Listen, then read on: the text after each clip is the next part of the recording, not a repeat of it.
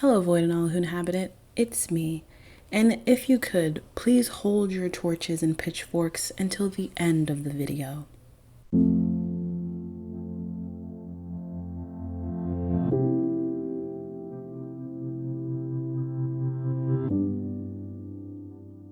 I had this offhand thought that Reylo is the new Twilight, which is to say it is the next mediocre, if not downright toxic love story to be recreated across the ages.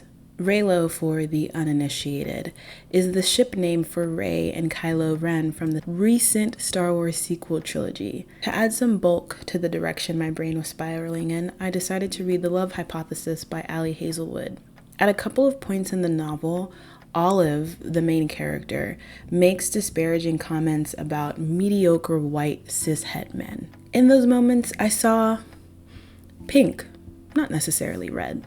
White women and queer people love to do this thing where they try to distance themselves from whiteness and white privilege by leaning into roasting cishet white men. And it's really fucking irky because it most often occurs with individuals who are unwilling to question and critique whiteness and white privilege and how it shows up for them. But this flash of irritation added to my initial chaotic thought that perhaps the appeal of such a character or a story is that it allows a focus on one's matrix of marginalization and a concurrent refusal of acknowledgement of the giant axis of privilege that is also operating here. Or, to put it plainly, although white women in fandom love to think themselves progressive, at times to the active detriment of fans of color, their dedication to upholding whiteness is often evident in the content they continue to champion.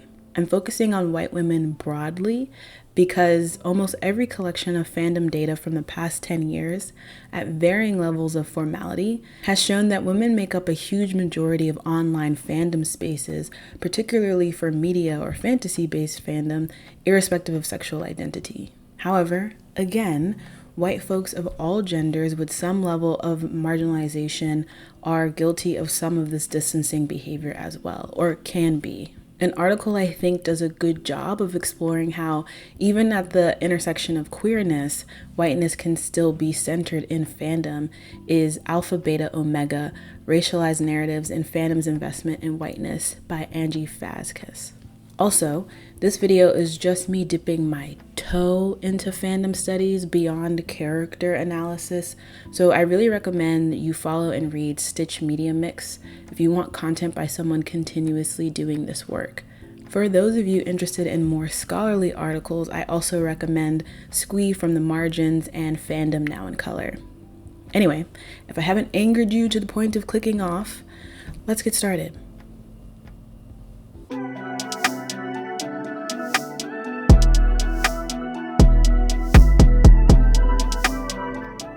We unfortunately must begin with our modern day maiden. Bella, all these bitches is my son's swan.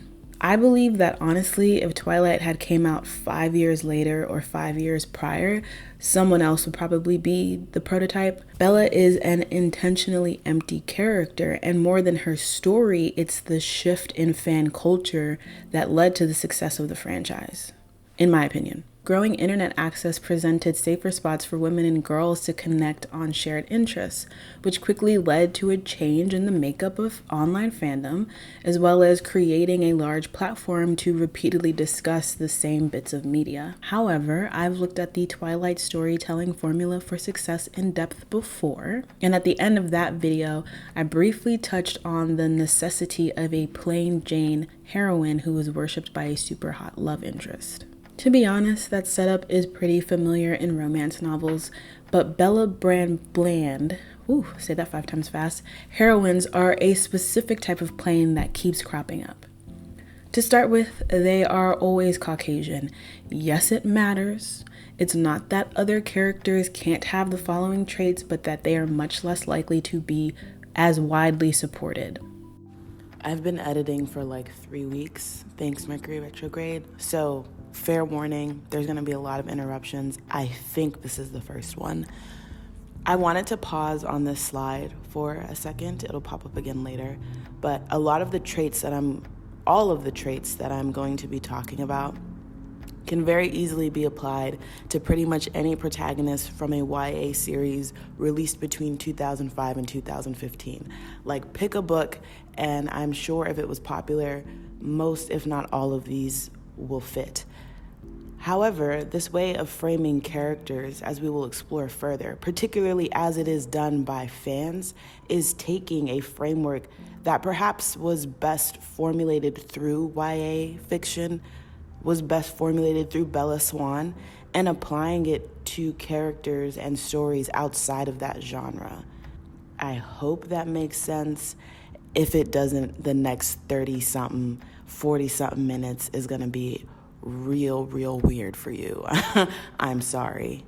Also, we'll look at this more later, but whiteness is key to the stories these characters exist in, and by extension, the appeal they have to audiences. Secondly, they are awkward, often in a quirky, she's so lovable type of way. In the story, the awkwardness is often heavy-handed and leads to a lot of comedy of error type situations that aren't always that funny, but that is subjective.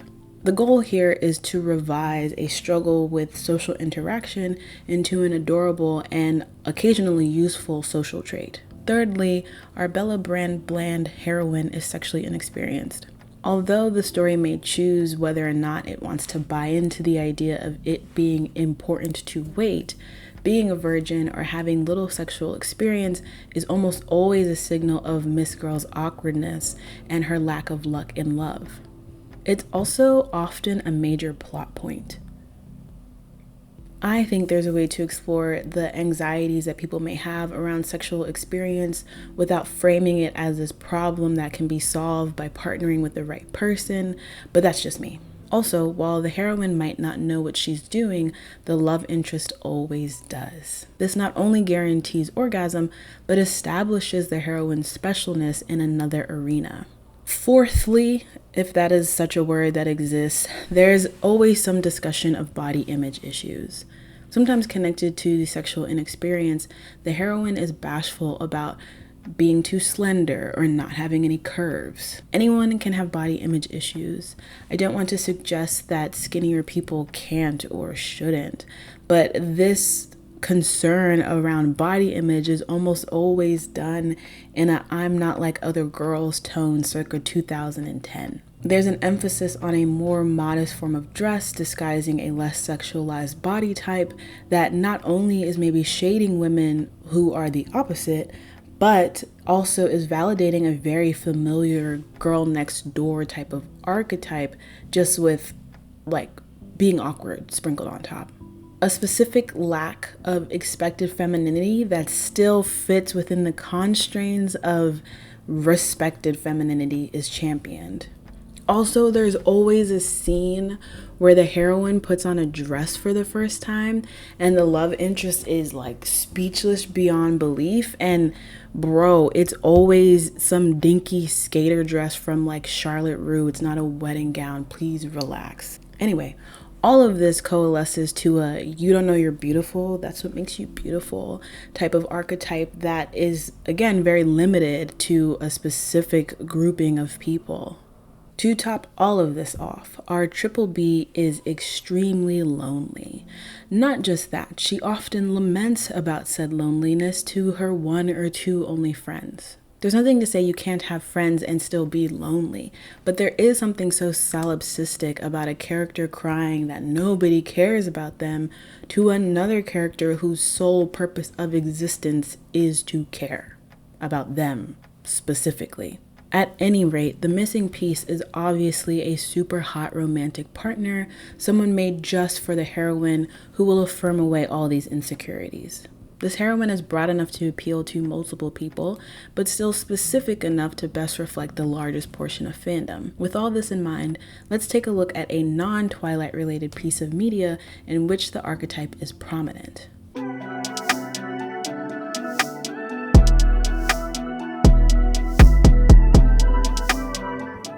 Published in September of 2021, The Love Hypothesis by Ali Hazelwood garnered an absurd amount of attention upon release. The summary a la Goodreads states, as a third-year PhD candidate, Olive Smith doesn't believe in lasting romantic relationships, but her best friend does, and that's what's got her into this situation. Convincing An that Olive is dating and well on her way to a happily ever after was always going to take more than hand-wavy Jedi mind tricks. Scientists require proof. So, like any self-respecting biologist, Olive panics and kisses the first man she sees. That man is none other than Adam Carlson, a young hotshot professor and well-known ass. Which is why Olive is positively floored when Stanford's reigning lab tyrant agrees to keep her charade a secret and be her fake boyfriend. But when a big science conference goes haywire, putting Olive's career on the Bunsen burner, Adam surprises her again with his unyielding support and even more unyielding six-pack abs. Suddenly, their little experiment feels dangerously close to combustion, and Olive discovers that the only thing more complicated than a hypothesis on love is putting her own heart under the microscope. The book is very obviously Reylo fanfiction, if you were unaware. It's also not very good. I'm going to try to avoid getting into the weeds of the story because I think what it signals is more important than the details. But if you are interested in hearing more, I really recommend Jess Owen's review. Also, I'm not here to debate the merits of fan fiction versus traditional fiction, but I will say there is a clear difference between taking someone's already created intellectual property and shape-shifting it to fit your fantasy and creating that intellectual property on your own. This is not to say that fan fiction cannot be deeply emotionally impactful or that traditional fiction cannot be a self-insert fantasy, but they are fundamentally not the same. Importantly for our discussion, it's worth noting that a lot of fan fiction is masturbatory. Again, you are taking pre-existing media and manipulating it to your tastes, which is absolutely fine. Like, I also want to make that clear. I have no beef with the existence of fan fiction. However, there has been a rise in media consumption from a solely self-serving lens that thrives off of fan fiction-esque stories. A lot of people are interacting with media only to ask, who is the character I can port myself onto, and how can I shift their story to best fit me?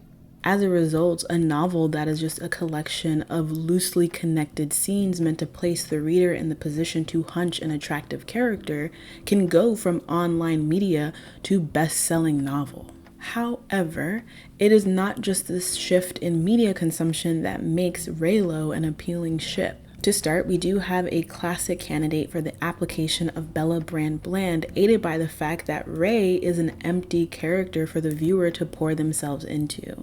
From a fandom shipping-based perspective, that appeal is increased by main antagonist Kylo Ren being, as Hazelwood would put it, a tall, broody, sullen hunk who is seen as only being kind to Rey. The idea of being the one he treats differently is the other side to the I can fix him coin. In both regards, there's a heightened feeling of importance that can be really appealing to someone who resonates with a super lonely character, which I think is important when looking at what makes someone like Rey or Bella different from someone like Katniss. Even though the Hunger Games created a wave of dystopian YA novels in which the fate of the world rested in the hands of a 16-year-old girl, Katniss did not become a character template. The setup of the Hunger Games became replicable, but the characters that are shoehorned into every type of AU are those whose stories can be boiled down to interpersonal conflict and a unique level of specialness in the eyes of one specific person. Also, Katniss's lone connection that she loses is to someone that she is responsible for, not someone who is responsible for her, which makes the whole woe is me, I'm so lonely thing a bit difficult.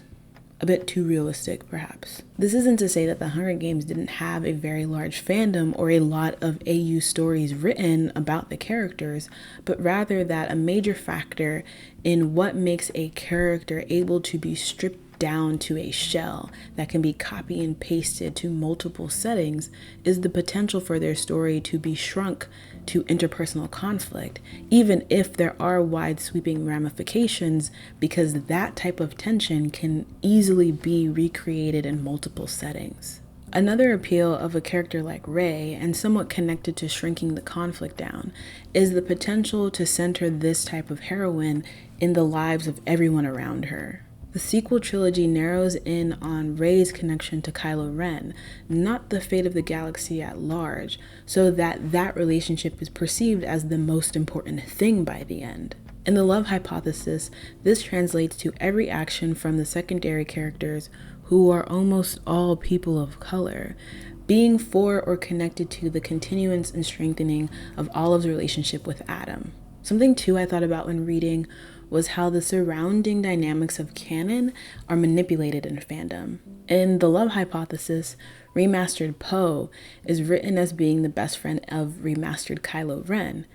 In canon, those two characters would not fuck with each other at all. It's an interesting choice that, in order to place this key canon character in a reasonable background role, this dynamic gets flipped in a way that also provides this main white character with a good sidekick of color. Everything is in service of the main white pairing, especially writing completely out of character. And okay, this is fan fiction. You can write whatever fantasies you want, right? Sure. But why do the same types of stories keep getting the most attention, support, and financing? To go even further, what is leading to which stories get elevated?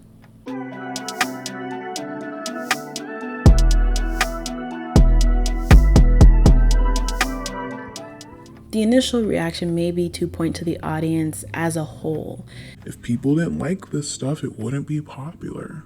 But that's a really simple breakdown that ignores the specific audience that's continuously targeted. These are people invested in or resonating with Bella Bland, but they are also fiercely antagonistic towards anyone who criticizes content they enjoy, which they believe to be simultaneously the main and most marginalized perspective. People who comment less than favorably about Reylo, for example, are often bombarded with a deluge of comments that accuse them of being misogynist or hating their fellow woman. Beyond access to the internet being a mistake, these types of visceral reactions, I'd argue, is directly caused by the deep identity connections fans make with media. At the beginning of their article, The Unbearable Whiteness of Fandom and Fan Studies, Professor Mel Stanfill opens with the claim that the major gap in discussing race within fan studies is connected to broad generalizations made of fandom. All of fandom is seen as interacting with media in the same way. She also mentions the idea of participation in fandom as a marker of other. Fandom is seen as a vector of inequality, of which all fans are equally impacted and choose to participate in. Cementing the total erasure of other identity markers that impact people in fandom spaces, the idea of fan being a chosen outsider status has tended to foreground people for whom a minoritized position is a choice and erase those for whom it is not. So, not only is the label of fan or member of fandom elevated to the status of being an othered identity in some people's eyes, but also when discussing fandom, the populations that are centered are typically privileged in other ways. You know, it's funny, the second half of that sounds kind of familiar. I'm also reminded of the white appropriation of racialized narratives of suffering that was mentioned in Stephanie Betts' article about elves in the Dragon Age fandom. There's a long history of the West commodifying suffering in a warped way that results in only expressing sympathy when tragic events occur to white people. Within media and fandom, one manifestation of this is the day Rue became black. But another is white fans latching onto marginalized identity markers, real or fantastical, as a means of centering their experiences and or shielding themselves from critique. From this, we get a type of messaging that argues, this fictional pain or pleasure is best understood through witnessing it happen to another white person, but it's okay to prioritize their narrative because they're subjected to fantasy racism. If being a member of fandom can be perceived as a marginalized identity by otherwise mostly socially privileged people that take up the majority of the space, then when the entitlement of privilege mixes with the assumed protected status of being marginalized, skullduggery arises. This accounts for a multitude of things, such as a reaction to critique of a piece of media being seen as an attack on personhood, or an intense focus on and support of stories that line up with specific points of view only. Speaking of, this deep identification of fandom has also been brewing alongside a rise of content or content consumption that is solely self-serving. All fiction can be indulgent in ways, but I mean a specific iteration of self-servitude. Is that a word? It is now. Gita Jackson recently wrote a scathing and honestly too brief of a breakdown of Joss Whedon's career for Vice. When she gets to the point in Whedon's career in which he was brought on for Astonishing X-Men, Jackson writes that Whedon was able to portray himself to his fans as an ascended fanboy, obsessed with the same niche interests they were. Here was a nerd so devoted to his nerddom that he was out here making nerd shit. Jackson goes on to talk about how formulaic and dialogue-heavy Whedon's writing is, ending her article by declaring that Whedon's ultimate flaw is that he didn't want to disappear into the work.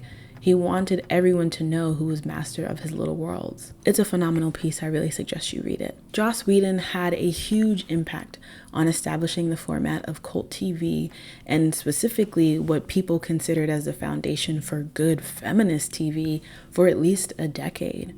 But I think he also deeply affected how fellow fans interpret the purpose of the media they are fans of. As an ascended fanboy, perhaps Whedon helped legitimize the idea of fan interpretation being valued over canon. The true read of the story, the characters, their motivations and goals is the one that you want, nothing else. Now, I'm not suggesting that Joss Whedon is the sole reason why things are the way they are, but I do think he is a darling example of this focus on creating self-serving fandom media. Jackson focuses on Whedon's portrayal of Kitty Pryde, but we also see this weakness in his writing with his portrayal of Steve Rogers in The Avengers. As many people have pointed out over the years, The Avengers has a strange shift in Steve's characterization from when we first met him. Funnily enough, The Avengers is also the portrayal of Steve and Tony Stark that launched a huge shipping fandom. Whedon wrote Steve and Tony the way he wanted,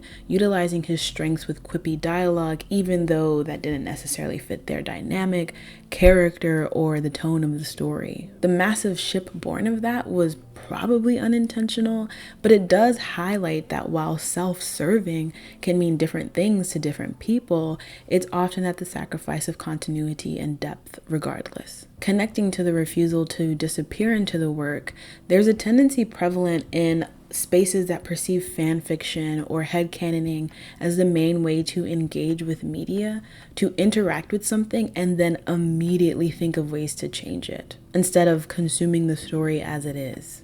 Whether as the author or the consumer, both of these ways of engaging with media present that the focus should be on the fan's perspective. Arguably, fan fiction getting republished as original content also amplifies this belief. Returning to the love hypothesis for a moment, there's a few blurbs of praise in the beginning of the book, but the one that caught my eye was from Christina Lauren. Christina Lauren, for those of you who don't know, is actually two people, and their first book was, you guessed it, Twilight fanfiction.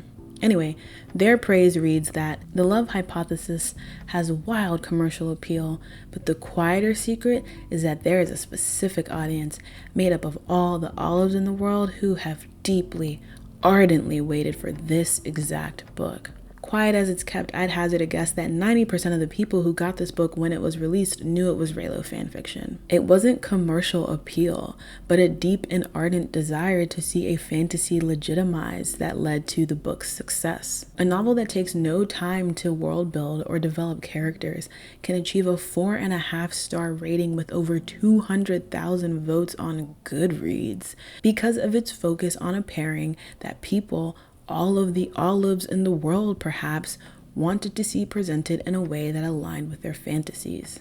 This is not a good book structurally. I'm sorry, I just feel the need to emphasize that. But it is self-serving, and that's why it's successful. Also TikTok. Despite my odds with this book, It is simply the most recent addition in a thriving realm of media and fandom that's focused on one type of self-centered perspective.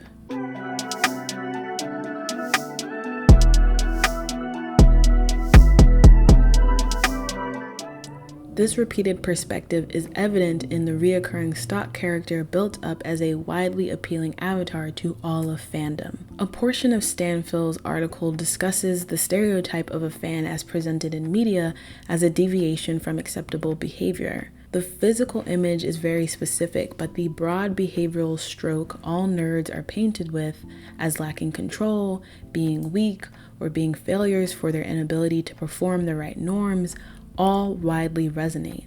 Stanfill goes on to describe that the redemption of these fan characters requires them to divorce themselves from their hobbies and buy into more traditional forms of masculinity, specifically in order to achieve some level of success. However, more recently, we've seen narratives that show the nerd/fan having a happy ending where he gets to remain the same.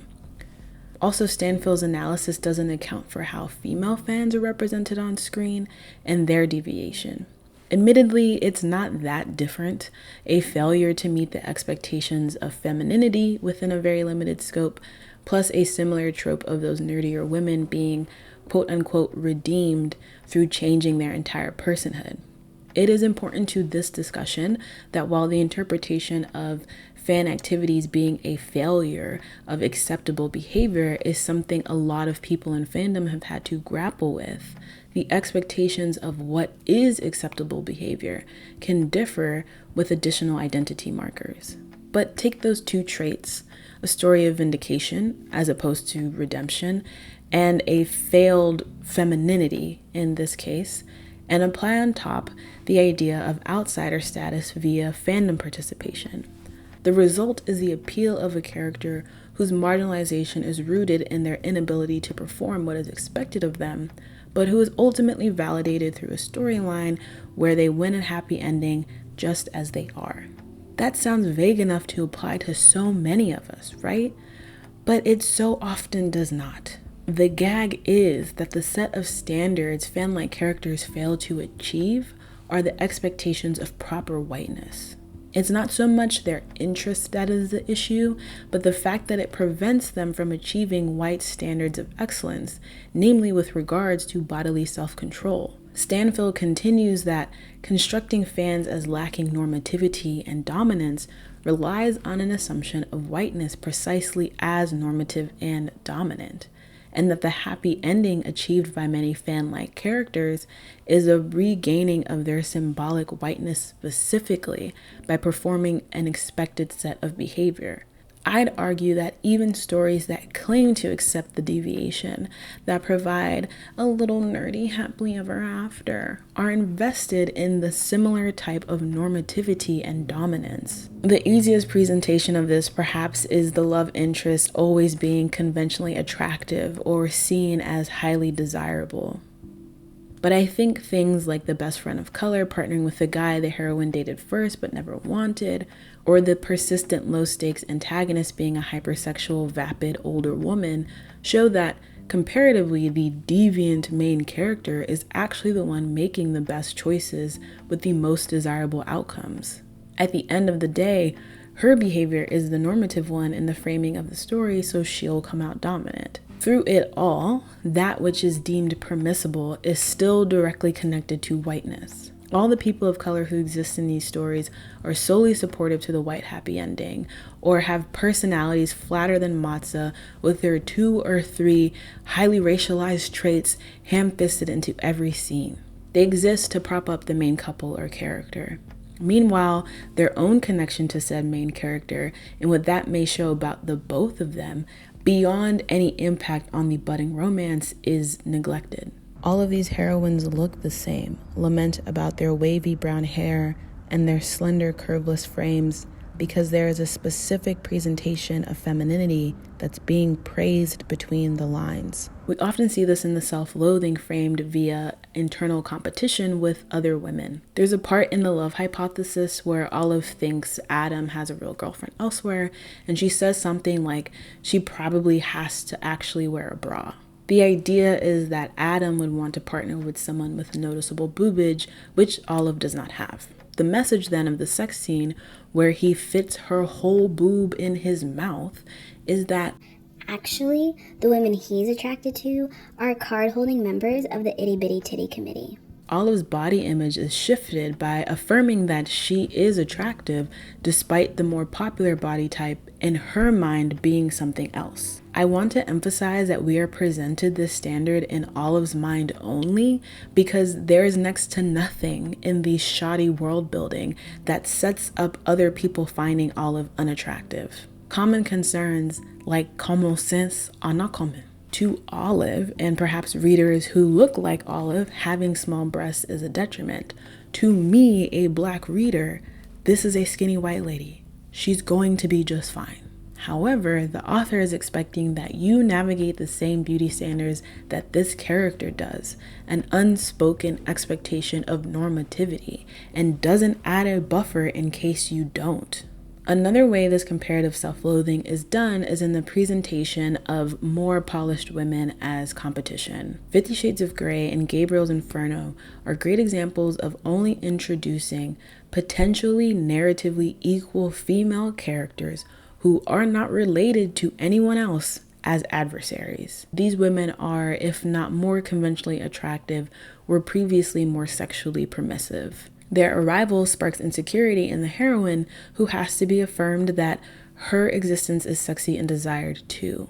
In both cases, having a mental image or a literal woman to contend with, the beauty standards being questioned and affirmed are still white lady standards of pretty and or plain.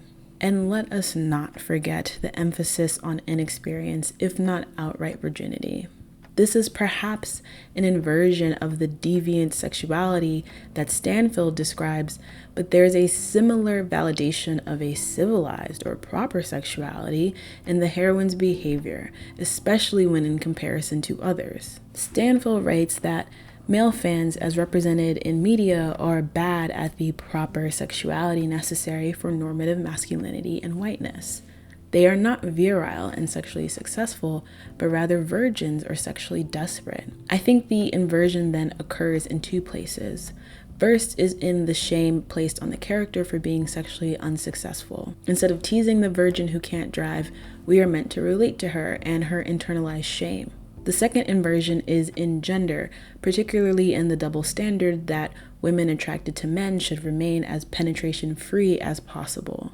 Being a virgin is less of an insult and more of an expectation, if not a desirable status. However, in the arms of an angel or a more experienced partner, insecurity arises. Similarly to the body image issues, this can operate in comparison to other women the love interest might have been with or been interested in.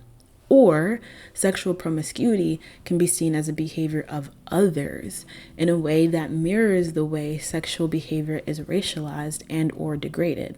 There's a part in the love hypothesis where Olive starts to get aroused and she gets embarrassed that there's physical evidence of this arousal. And I remember reading it like, "Ushy gushy my pussy, you wanna have him a lookie. Why are you upset?" Never in my decade plus of reading romance novels had I ever come across a heroine who was embarrassed about her juicy fruit. But readers are told Olive is worrying about being seen as too desperate or too ready. I do want to say that in the love hypothesis specifically, there is a scene where Olive describes her difficulty in experiencing sexual attraction in a way that could be read as her being on the A spectrum. I don't want to negate any resonance anyone might have had with that description. However, one, I feel like it's kind of lazy to have like this big paragraph that's like, oh, the character is ace, that's why, but that's me.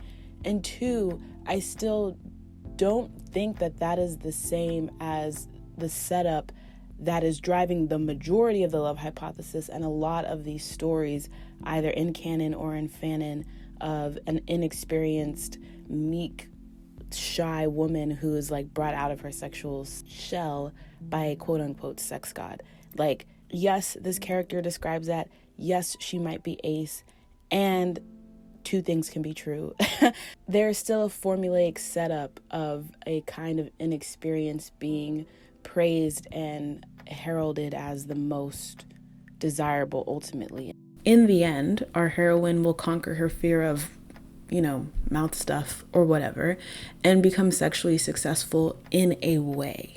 She gains confidence in herself and her budding skills, but although she is now sexy, she is still demure. She has achieved a command of her body that's very much in line with proper sexuality for normative femininity and whiteness. Symbolic whiteness remains the benefit at the heart of the story. It's what allows the heroine to be the focus, establishes her as beautiful in her innocence and modesty, let alone defining what counts as innocence and modesty, and creates an environment in which, as long as the heroine's behavior aligns to whiteness, it will lead to a desirable outcome.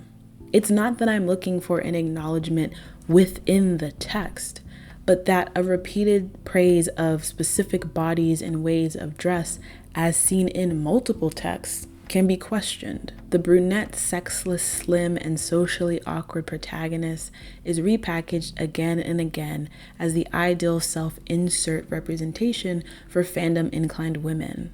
This duplication is done with little consideration to audiences for whom this archetype is not applicable, or better yet, without questioning why some audience members are seemingly unable to sympathize with any other type of character.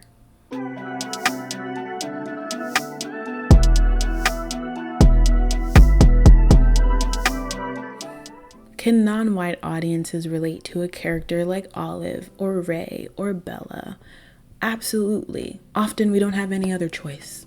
We've been told, especially those of us who identify as women, that you should be happy with this kind of representation. A Small Kiss for Julia is a makeout session for 23-year-old virgins everywhere. Your time is coming, but for now, you should be happy that Elena is being worshipped by every single vampire in the DMV metropolitan area. So yes, arguably, this character template, this story structure continues to thrive because a lot of people resonate with it and like it. But it is absurd to ignore the impact race plays in establishing trends in fandom. And trying to have conversations about that should not continue to be so difficult. There's two infamous events in fandom history with regards to race that are important to understanding the continued struggle with having these conversations. Well, there's probably a lot of events, but I just want to focus on two. The first is Racefail 09, of which there is a whole fanlore.org page about if you want the details. Essentially, Racefail 09 refers to a wider conversation that was sparked by a live journal entry by sci-fi fantasy writer Elizabeth Bear entitled, "Whatever you're doing, you're probably wrong." The post was to function as a kind of guide on how to write the other. It's pretty simple and can be boiled down to treat people like humans and research things regarding people you don't know anything about.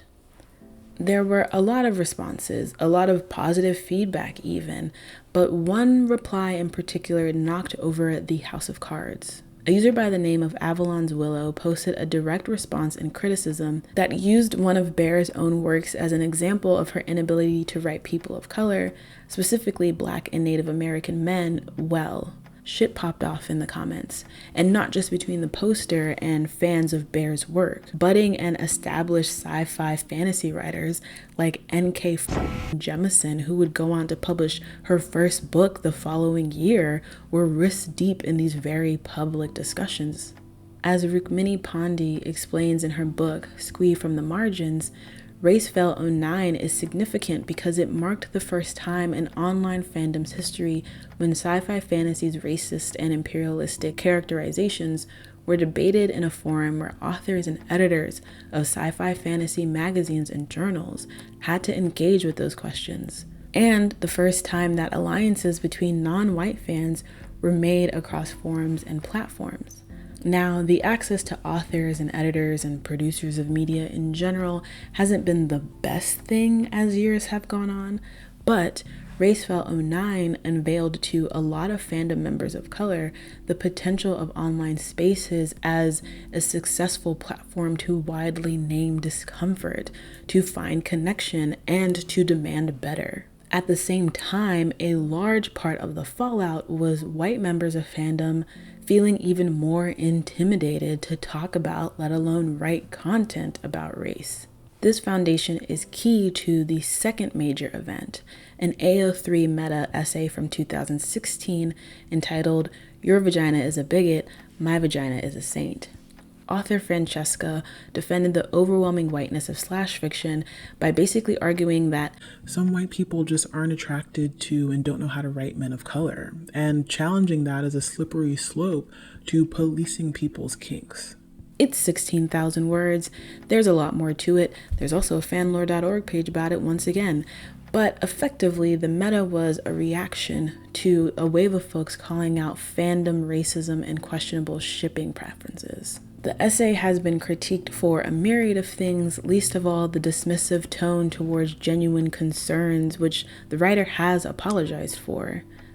Also, admittedly, this user was not the first person to say the quiet part out loud, but the fandom zeitgeist made this post as widely impactful as RaceFail09. Firstly, this essay hones in on Stormpilot as an example. Stormpilot is a popular slash ship in the Star Wars sequel trilogy fandom that started the same year this essay was published, shortly after the release of Episode 7. Notably though, Stormpilot wasn't growing as quickly as Kylux or Reylo, and fans were questioning why, as well as pointing out harmful images and headcanons brewing at the time. So this author was throwing their hat in a highly watched ring. Additionally, the discourse sparked by this piece occurred as fan fiction was being discussed outside of academic circles as being inherently transgressive and progressive. I cannot believe it took me so long to remember this phrase, but the specific wording I was looking for was transformative or transformational fandom. Dreamwith user obsession_inc is credited with coining a definition of transformational fandom in 2009, wherein they said, transformational fandom is all about laying hands upon the source and twisting it to the fan's own purposes. The user was also specifically talking about female fans.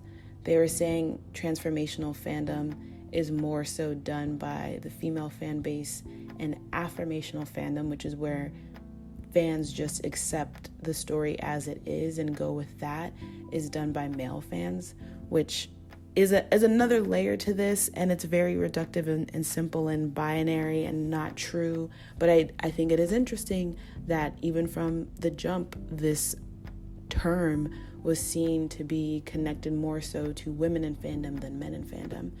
However, we can also see the phrasing in the name of OTW, the Organization of Transformative Works, which is the nonprofit behind An Archive of Our Own and fanlore.org, and was founded in 2007.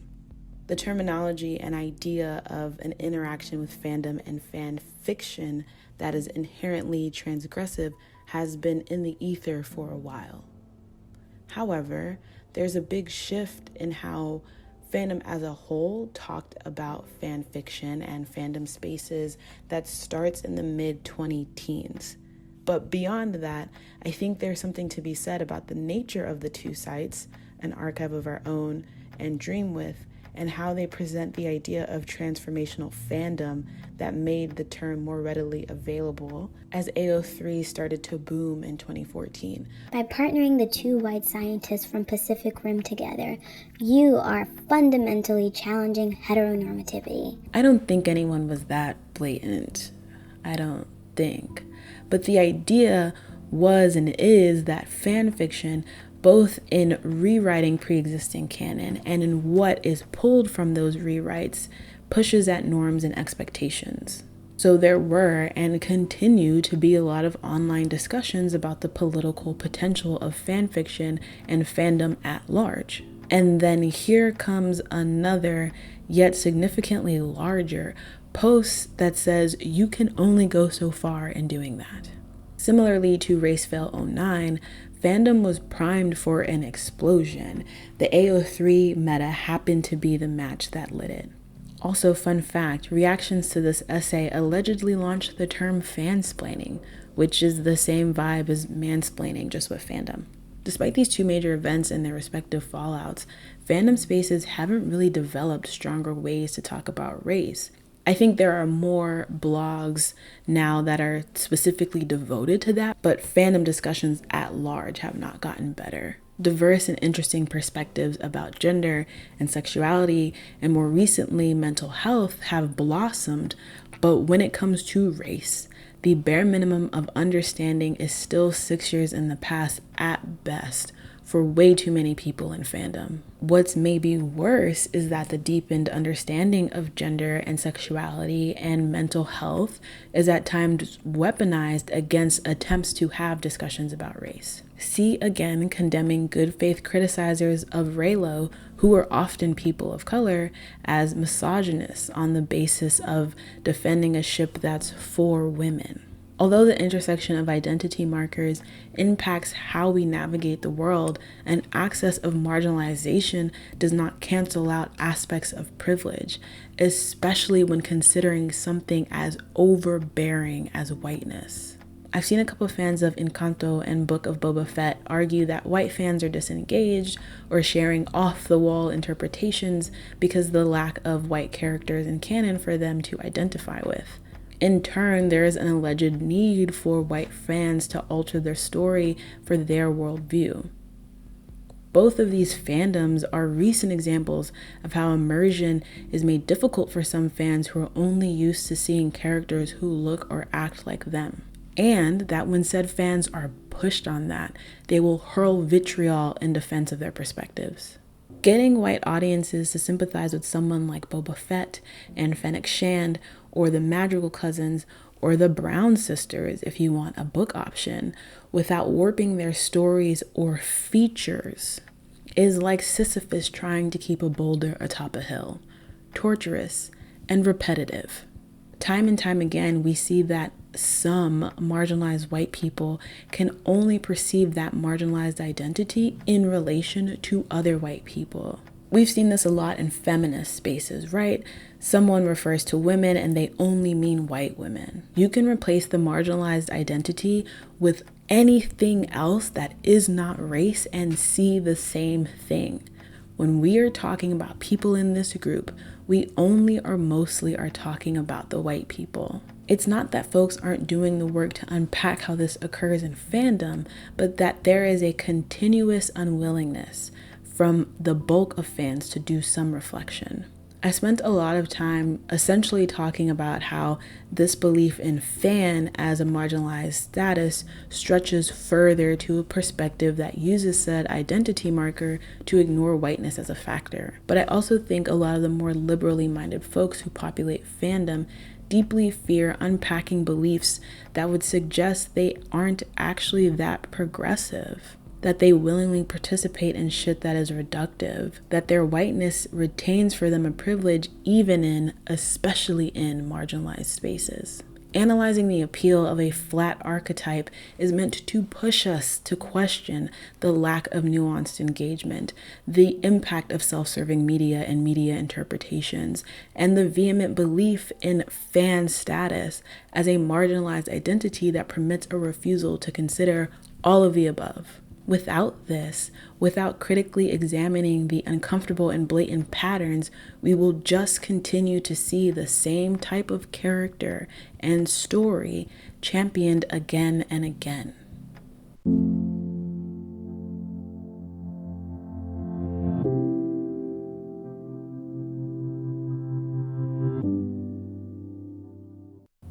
If you made it to the end, thank you for making it to the end. All hate comments can be directed to my secretary at nofucksgiven69@gmail.com, I believe is what that says. No, but for real, I want to thank everyone who left kind and thoughtful comments on my previous fandom video, which was about characters like Mel Medarda and Vivienne. Those really pushed me to write something looking at fandom a bit more expansively. I think the last time I really did this was when I talked about slash fiction a long time ago. Filming that video nearly destroyed my lumbar support system going on here. I don't have, similar to that video, I don't have a really constructive end to this train of thought. nor did I want to spend a lot of time reassuring people that like your white/ship is still okay to like. But I will highly suggest, if you can, to read the conclusion chapter of Squee from the Margins. Dr. Pandey is looking at it from fan studies perspective, but it is like a constructive end of like, so what can we do moving forward? I'm just here to throw a lot of questions into the darkness of the internet and hope that someone somewhere has some answers, even if not for me, for themselves. Anyway, it is almost 10:30. We are filming at night because, and this is long. My tea is cold. I must edit. So until next time, stay safe. I'll catch you in the next echo chamber.